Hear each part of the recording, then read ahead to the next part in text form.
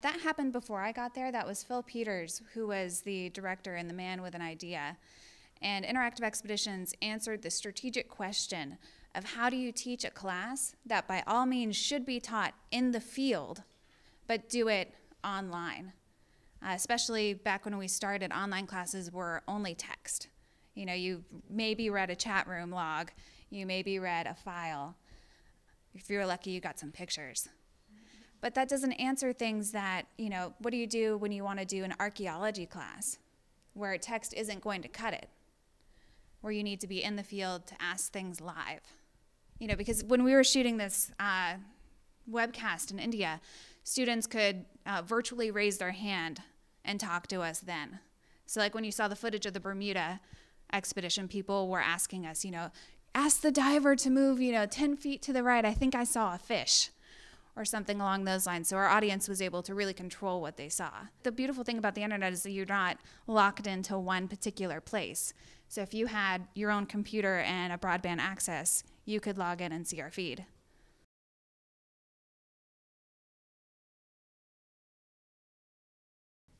India was the best and the hardest thing I think I've ever done in my life. It was lovely. The culture was amazing. The land around it was amazing.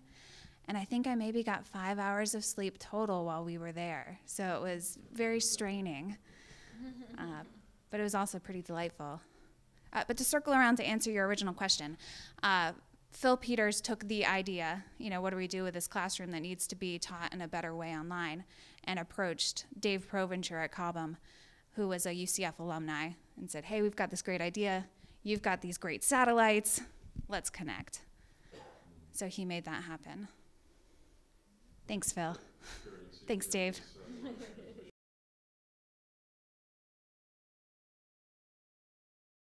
I'm Julie Brown. And I'm Red Bizard. And we are joined with Charity Barger, yes. Producer, actress, writer, for Finding Her Way Home. Yes. Local movie. The film you've been shooting in Holt, Florida. Where is Holt, Florida? Holt, Florida is about 10 miles west of Crestview. And we do most of our shooting up there. We also do some in Fort Walton Beach as well as Milton, Florida. So. And this is a special story. It is. Tell us a little bit about it. Okay. The story follows Melissa Paxton. She is a young woman who, at this point in time, she's returning home. She's been gone for 10 years. She was a victim of rape 10 years prior to that. So she kind of just up and left. Nobody knew why. Her family, her friends, her boyfriend that she was very much in love with, she just Nobody left. knew she had gone through that. Okay. So when she's coming back, she is seeing all these people again for the first time, and they kind of want to understand. So she's kind of dealing with her past as well as trying to explain herself. Explain what happened. Yeah.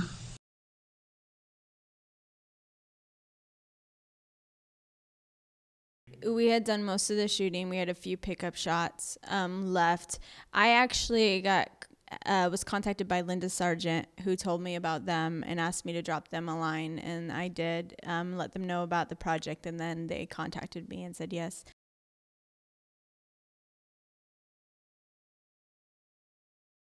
It's always effective, and my marketing consultant, which is the person I pay, she always talks to me about people like to see you. You know, you can write as much as you want, you can see pictures, you know, but people want to get to know you, and they want to know your personality. So even something like this, it might not have a huge audience. They have a decent, you know, in this area, but if you put it on your website and you let people see who you are, people start wanting to buy your stuff, not because of the story per se, but because they like you. So you are the product, and if you're selling anything else, then you're selling it incorrectly, because you want people to love you first and then get to know what you do.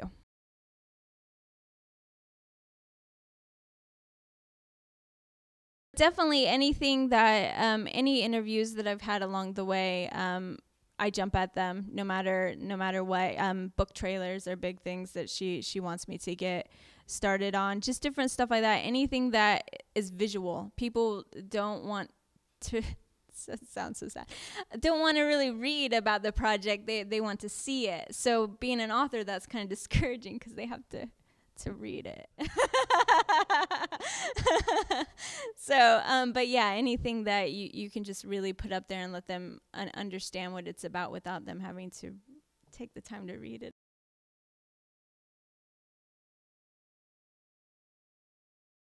We're getting a lot. The area is very excited about that, and I don't know. I think that it has to do with just this area. They're just really excited that a film was done here and that we used all local crew and that we used all local actors. I know that Pace High School, they got really excited because we used their uniforms in the movie. So they're really, really excited over there. So we made it a... Yes, yeah. Yes, they are. I could draw a map if you'd like me to. But I think that because we reached out to the community and asked them to take part of it and just be part of the film with us, that is what really made it grow, is because now they all feel like it's their movie too and not just ours.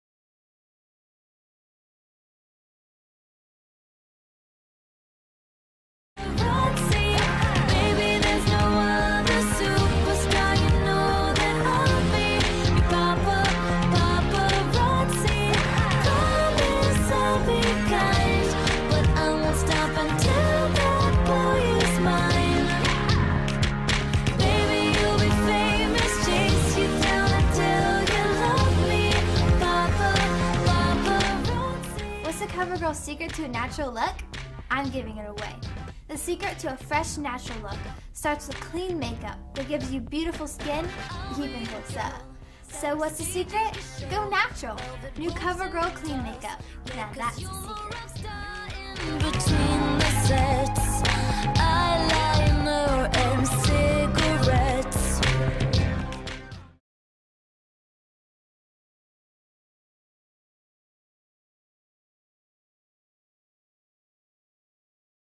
Well, actually, I went to a talent convention a while back in Dallas, and a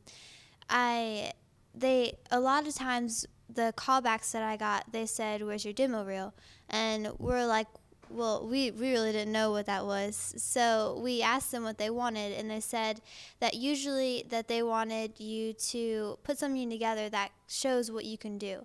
So basically, we got back from Dallas and we're like, okay, let's get this done. So we tried to get a commercial, and usually what the people asked for was a two-person scene, which is where, like, for instance, me and her would like talk back and forth, and or just a monologue or a commercial.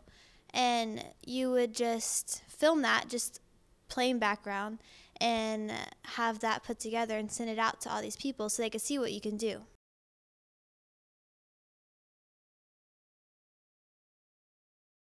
Therefore, like to venture out, like there's everything there, like songwriting, singer, model, actor, you name it.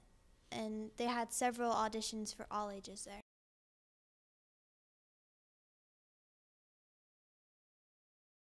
It's starting to be more of a requirement because internet's becoming a bigger and bigger thing, and the more you have these videos of what these people want, instead of having to fly out to see them or to meet with them in person, you can send your videos out and you don't have to leave home, so they can see what you're doing. And does anybody ask you to send them DVDs anymore, or do they just say, "Where's your website" or "Where's your YouTube channel"? Well, a lot of people still ask for DVDs because they like a hard copy, but a lot of times recently they're starting to ask more like, do you have a website, do you have an email so we can talk back and forth, and a lot more web type internet stuff nowadays.